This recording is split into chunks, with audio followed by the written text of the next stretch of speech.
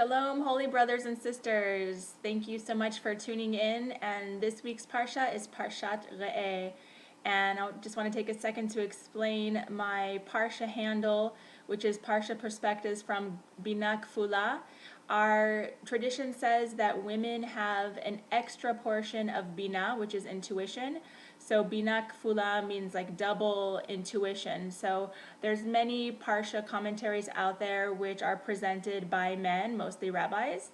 And this Parsha perspective is obviously being presented by a female.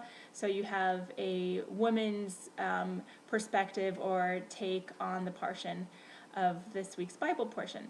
So in this week's Torah portion, we learn about the laws of kashrut. What makes an animal kosher? What are the qualifications that an animal must have? And I made a video about kosher animals based on some information that I learned from Rabbi Zamir Cohen's book, which I found very fascinating. So I want to share that information with you now. I'm reading the book called The Coming Revolution by Rabbi Zamir Cohen, and it's very fascinating, and this information comes from his book. On this page, you can see the difference between kosher animals and non-kosher animals. Pictured here from left to right are a goat, a cow, a chicken, and a sheep. These are all kosher animals. For an animal to be kosher, it must chew its cud and have split hooves. A pig, for example, has split hooves but does not chew its cud, and so therefore it is not kosher. A horse is also not kosher. And I was very fascinated to discover that the anatomy of these animals are different. The kosher animals have a vertebral and a carotid artery that the vertebral artery empties into the carotid artery. Whereas the non-kosher animals, such as you can see here the pig and the horse, the vertebral and the carotid artery are completely separated and there is no connection between them. Why this is important is because when kosher animals are slaughtered in the proper way, the carotid artery is the one that is emptied. And this causes the animal to die within less than 2 seconds because the vertebral artery empties into the carotid artery. Then the circle of Willis in the brain, which is the one that is responsible for consciousness and for if it does not receive oxygen and blood, within a matter of seconds, the animal dies. So a pig and a horse, for example, if you cut their carotid artery, the vertebral artery can continue to send blood to the brain, and it would take much longer for the animal to die. And so one of the reasons why it's the most humane way is because the animal dies quicker and because the animal has less suffering. This is contrary to the other ways in which non-kosher animals or just conventional methods of slaughtering, of killing the animals, usually the animal is stunned electrically, which does cause the animal aggravation. And another way is that they put a bullet through the animal's head. They compared the kosher animals and the kosher way of slaughtering to the conventional methods. And the conventional methods include stunning the animal with electricity and also shooting the animal in the head.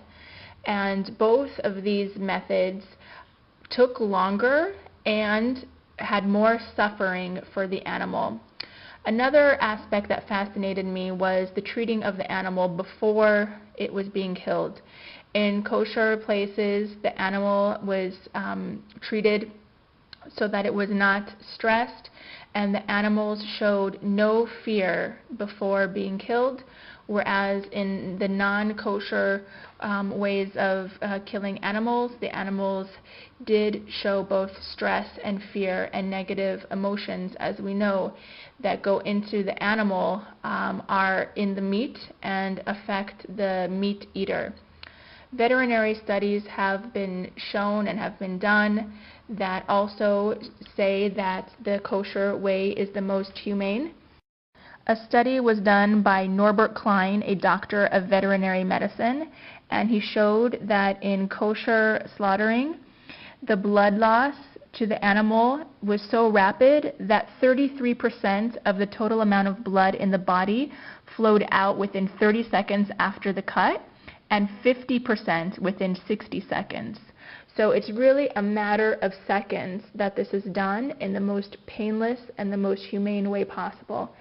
So if you are a person who is concerned about animal rights and humane treatment of animals, kosher is the best way to go. In addition, it is the way that is recommended by the Bible and Leviticus. In Judaism, the treatment of animals is of utmost importance. In fact, the Bible says that we must feed our animals before we feed ourselves. So this shows you the level of concern that God has for all of his creatures and for all of creation, and that even animals should be treated with the utmost respect and reverence for their life. There are 4 basic forms or levels of life. There is mineral, vegetable, animal, and human. Human, of course, being the highest life form. And we are taught that all of the other life forms, mineral, vegetable, and animal, exist for the human. What happens is when humans consume things like salt, vegetables, and kosher animal protein, we elevate all of those things because what we eat becomes a part and parcel of our being. All of our cells are turned over. Our blood cells are turned over every 90 days. Our body is constantly renewing itself, and it renews itself with the building blocks that it receives from food. So therefore, when we eat salt and vegetables and minerals and animals, it becomes a part of us. And by becoming a part of us, we have elevated those lower life forms into the highest life form, into human form. I talked about this in last week's Torah portion. The lower forms actually come to their completion. They fulfill their purpose of life, so to speak, when we humans eat them and they become a part of us.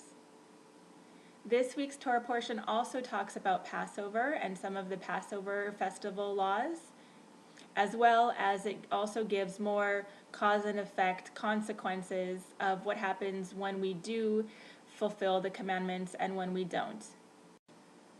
The laws of kashrut seem to be on the surface a very physical and straightforward thing. However, it is actually a very deep and mystical thing.